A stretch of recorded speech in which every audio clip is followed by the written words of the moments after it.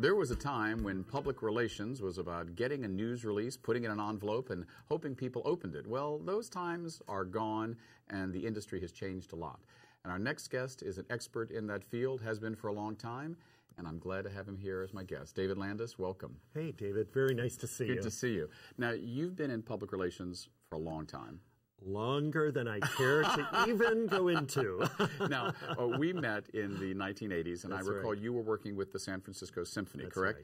Right. Talk a little bit about your path. I mean, I know that you studied piano and music. How did you come to head an internationally acclaimed public relations firm? Well, you know, I had the very usual route, which was study to be a piano major. Yes. No job. Yeah. Figure out what you want to do, and then go for it. So I actually, when I studied piano, I loved it. I love the arts. I love the San Francisco Symphony. I'm on their marketing committee still. And I realized that either you're a performer or maybe you can do something backstage. And I thought, let me do something backstage. And I started in PR at the Ravinia Festival, which is where the Chicago Symphony plays in the summer. And then I went to the St. Louis Symphony and then to the San Francisco Symphony. Yeah. And then I transitioned into television, and that was really great. I worked for KPIX for about 4 years. Right, and KPIX is the San Francisco CBS affiliate. That's right.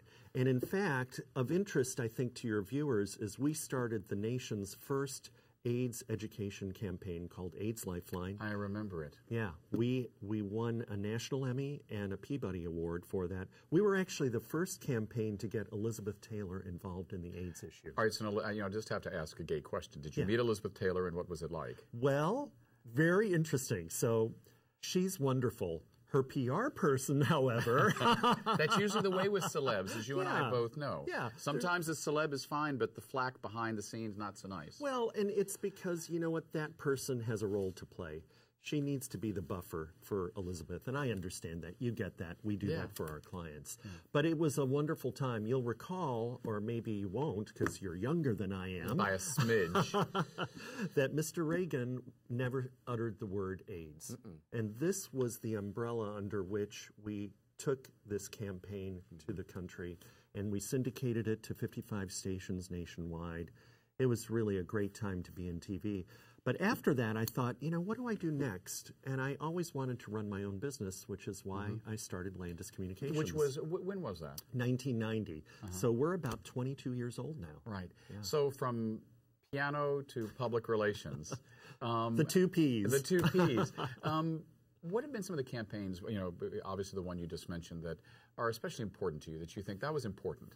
Well, because I think there's a lot of misperceptions about what public relations is and, frankly, what it isn't. Yeah, I think that every campaign we've done, believe it or not, has been a favorite campaign of mine. We don't take on clients that we don't believe in. So we've worked for Whole Foods Market. We've worked for MetLife Insurance. We're working now for the California Bank and Trust people who are terrific. But there are some things that really, you know, make a difference. For instance, we just did a campaign where we, for California Bank and Trust, we helped promote giving money to Latina-owned businesses. Well, I love that. You know, it's really tough right now for a lot of people who are small business owners. But here's a bank that's doing something for the community and for a segment of the community that really needs a leg up.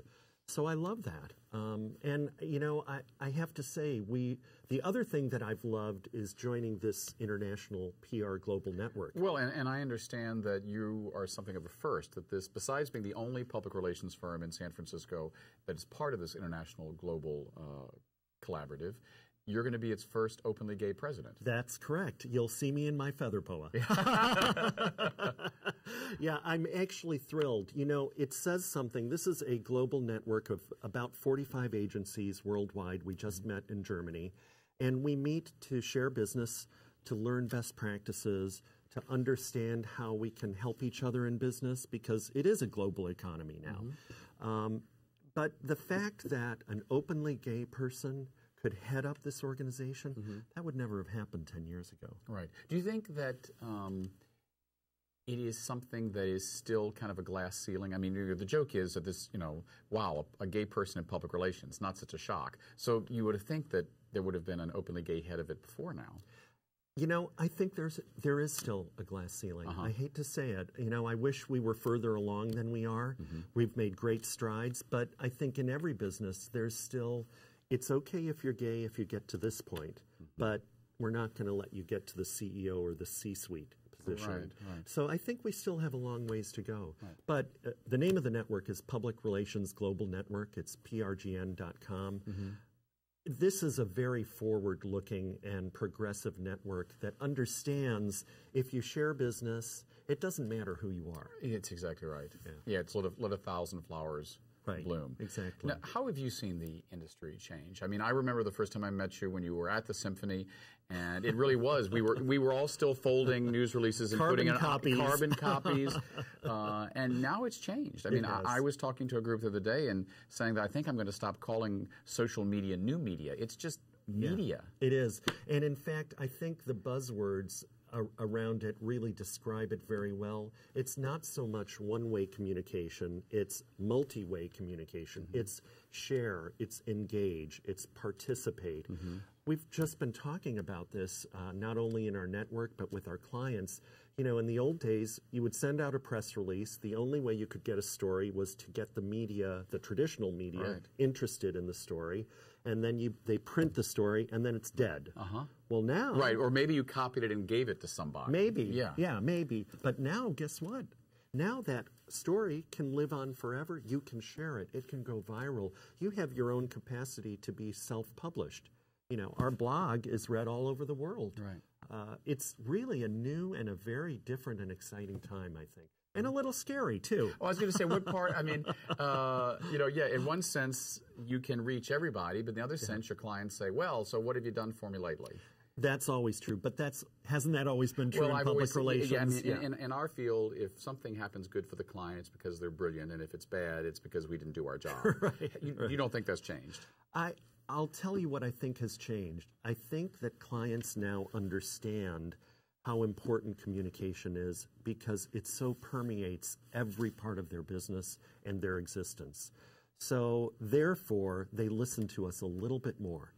Maybe I'm a glass half full kind of guy. I don't know. But I do think that they understand that communication and messaging is so important. And that's why when we start with clients, the first thing is let's get the messaging down. And not just what you tell me your business is about, but we're going to take a look at your competitive landscape and how do you fit in so that we can tell your story. Right. Do you still like public relations? I love it. I do. I love it. I mean, sometimes it drives me crazy. And I'd be silly if I said otherwise. And it's exhausting, but it's exhilarating because you know why? And actually, I want to ask you this question too. For me, it's that every day is a new day and every business is a new business. Yes. I'm always learning. Don't you feel that way? I feel that certainly there's no typical day. You know, it's not like, well, I do this every day and that every day. You're always living in the moment. I spoke recently on a panel about crisis communications, and I remember I said, well, in a sense, it's all crisis communications because you never know what's going to hit your desk. You have to be ready for it. What was the hardest, if you can't name it, I understand, but the hardest client you ever had or the most difficult campaign?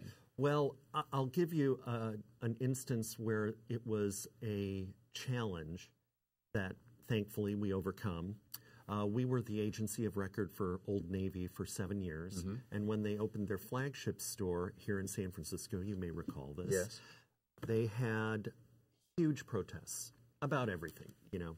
Protests about, at the time, Don Fisher's investments up in, you know, the Northwest, and about manufacturing practices in Southeast Asia. All were unfounded, you know, at least from where I sit and from the knowledge that I had. But, you know, it's San Francisco, and it's the Bay Area, and everybody has a voice, and that's a good thing, too. So we had a string of protesters that day, naked, in front of Old Navy on the day that they were opening their flagship store in their headquarters town with the CEO there. And I remember we had a very long discussion with the client to say, what do we do? And I said, we don't react.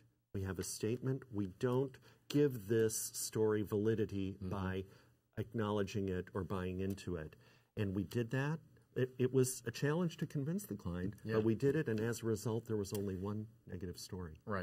Right, because what people try to get you to do is react to something. Right. And of course, as you and I both know, it is not against the law to be naked on the streets of San Francisco. No, in fact, I guess it's the thing, right? Yeah, I don't know. In our last few moments, if you had a client who came to you and said, you know what, I don't think I need public relations, what would you say to them? I mean, it's different for every client I know, but... Yeah, I would say to them, you may not think you need public relations, but your competitors know they need it. And if you don't think you need it, you're going to be out of business within 6 months. Right. Thank you very much. Thank you, David. We've been speaking with David Landis, and actually next up, someone who David knows from his symphony days. And I sang with. Our next guest, choral conductor Vance George. We'll be right back. Thanks so much.